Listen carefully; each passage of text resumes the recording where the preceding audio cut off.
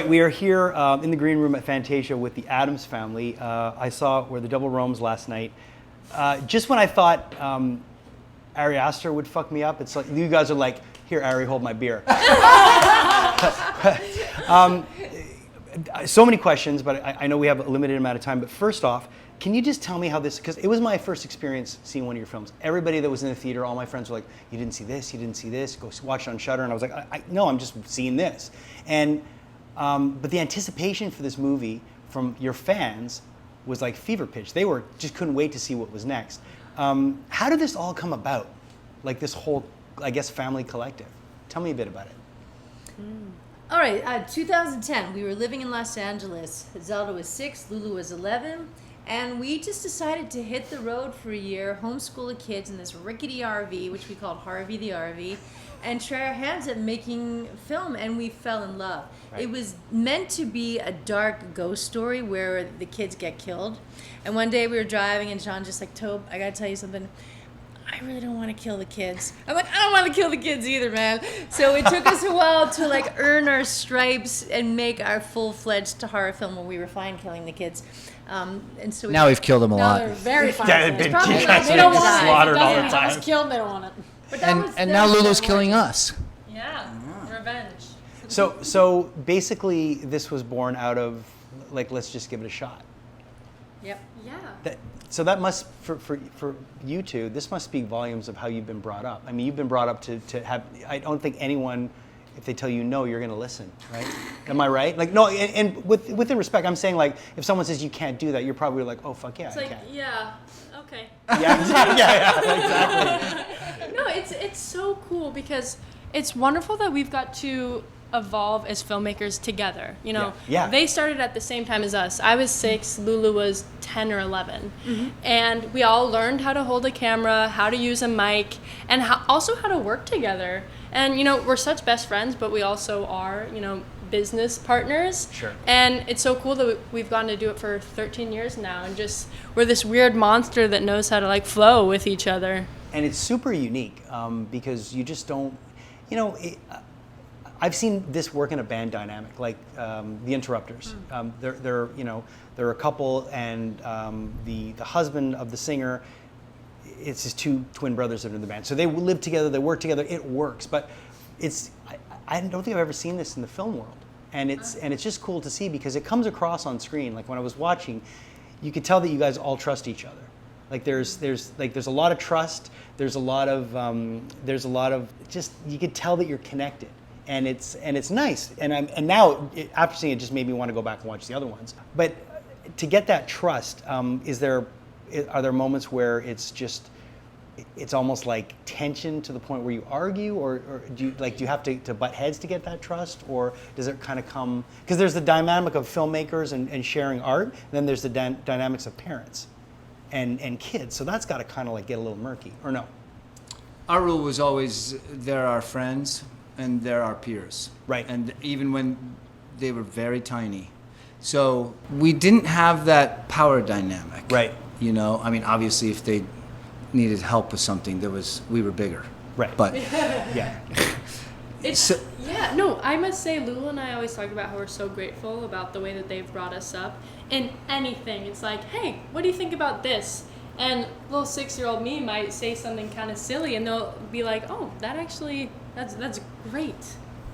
yeah, we were definitely thankful that both these kids were so involved in the filmmaking early on, because kids have a certain vision that grown-ups don't have. We lose that. Mm-hmm. They have complete freedom. Yeah.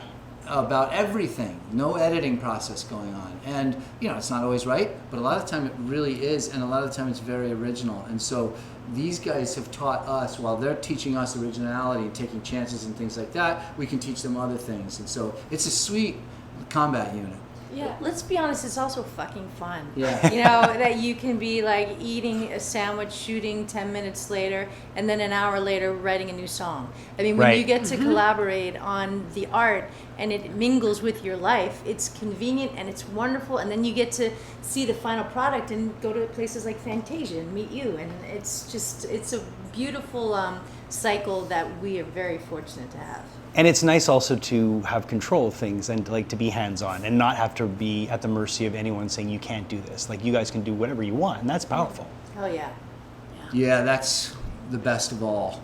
And there's an audience out there for that, though. That's what's beautiful is we're here at Fantasia, and we played for an audience that wants to see what we're doing. Yeah. Now, they probably also want to see what Warner Brothers is doing too. Sure, of course. But we are accepted by an audience. Oh yeah, and there we're was so thankful about that. there's no doubt. I mean, from Mitch's introduction to the audience reaction, they're there for you. They're there to see what's next, and that's got to feel good as artists. Yeah, It's like and being in a band and some people show up to your show. Totally. And you were asking kind of how we got started, and these festivals are the main reason that we're making horror, because our first experimental horror film that John and I made called The Hatred, we got into some festivals and then attended them and realized, holy shit, this horror community is so welcoming and so warm, which we didn't expect, but now I'm like, this is my family. Yeah. So it's going to the festivals is always just the highlight, to hear what people have to say, and they're always just looking forward to what we have in store. It feels great. Tell me a bit about the music, because I thought the soundtrack was great. I loved it. Being someone who's, I was a musician. I kind of still am sometimes, but music for me is so important, and I like so many. Right away, you're wearing a Black Flag shirt, and we connected on that before we started. And but I loved, like, it was like fuzzy and like just dirty, and there's just like a lot of like just grit to the music. Tell me about how that comes together. Yeah, I grew up in hardcore, and the kids luckily loved everything from AC/DC to Black Flag to turning me on to stuff. So that was really cool. Like, a lot of my peers are always like, music is bullshit these days. And I'm kind of like, I don't know, my girls are turning me on to some great stuff. Yeah. And so music is never bullshit. And so I think what's really fun about being in the band with Toby and the girls is they bring a certain generation's viewpoint, and they bring a lot of their ideas into the music. Toby has her kind of whole vibe going on. And I think together, I love what we do together, because it's a sweet amalgamation of four people. Yeah. I like to say that he breeded his perfect band. Yeah. Because we got Toby. Toby's got this great voice. She's got the actress voice too. She's been acting before this for a long, long time. And then he has Zelda and I, who are very similar, and with Toby, but we're all like slightly different pitches. So I always think, John, was this done on purpose? Well, it's really fascinating to listen to bands like the Breeders. Like the Breeders do really heavy, fuzzy, excellent music. Yeah. Yet they have these dreamy, kind of strange vocals over the top. And so that's like, we listen to bands like that, and then we listen to bands like Pigs, and lots of stuff, and try to ask ourselves, well, how does these girls' kind of dreamy vocals, how can we fit that over crunchy shit? Yeah, no, and it's funny you say the Breeders, because perfect example of that. I mean, like a band that, kind of born out of the Pixies-ish. And then, and then having that 90s thing that was going, like, in the 90s there was so much great stuff going on, especially for female vocalists. Ryan and I, who's behind the camera, we just were hanging out with Louise Post from Veruca Salt, who has a solo album, and she was in town. There you go. Yeah. We pumped them a ton. Yeah, so Louise is and I understand, like, that it's great when you get a new generation. My daughter's 16, and I turn her on to Louise and to Veruca Salt, and she's freaking out. And then she turns me on to Mitski and Boy Genius and Phoebe Bridgers and we were into Lucy Courtney Dacus. Barnett and Billie Eilish. All that stuff. Yeah. So it's just great when, as a fellow dad, when you can listen to your kids and not go, your shit sucks. Yeah. It's the best. Like, really, Mitski is one of my favorite discoveries from, I went to go see her play with my daughter, and I was like, this is fucking amazing. This is like your generation's Bjork. Yeah. So it's just cool when that all starts to happen. It really comes across on screen that you are a family, but your roles, especially in this film, it's funny you say when you, and I'm jumping a bit around, but when you said you all got into a vehicle and decided you want to move and make movies, and in this film, there's a bunch of you in a vehicle and you're all moving around. So it's kind of autobiographical, but in the film, there's a lot of power dynamics that are going on. And you can see at one point, some people lose control, lose power, and other people gain it. And then you think one character has power, and at the end, someone seems to have all the power. How do you set that up when you're scripting that and when you're shooting it? Great question. Super great question. I'll be Let honest. the smart one answer it. No, this just might sound like phooey or whatever, but I think a lot of it just because we're discovering a lot of our work as it's unfolding as we're working. We rarely work from a full set screenplay. In fact, never. Right. So I think a lot of it, whatever wants to be made gets made, and we just sort of find it. And so by knowing who your characters are and what the crux of the story is, those small little narratives just unfold on their own.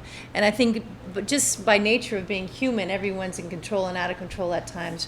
And so in this case, I think it just flew naturally. I don't think we planned a lot of it. We just felt it out as we went along. And all our movies are documentaries on who we are at the moment. Right. And there's power dynamics are always changing. Kids grow up, they gain a ton of power. Parents realize their flaws. Kids realize their parents' flaws. All this stuff just happens. Right. And it's fun to try to capture that stuff on film. And this invisible character of the devil, Yeah. Manifesting through dolls and hearts and threads, and there's that character too, pulling some strings.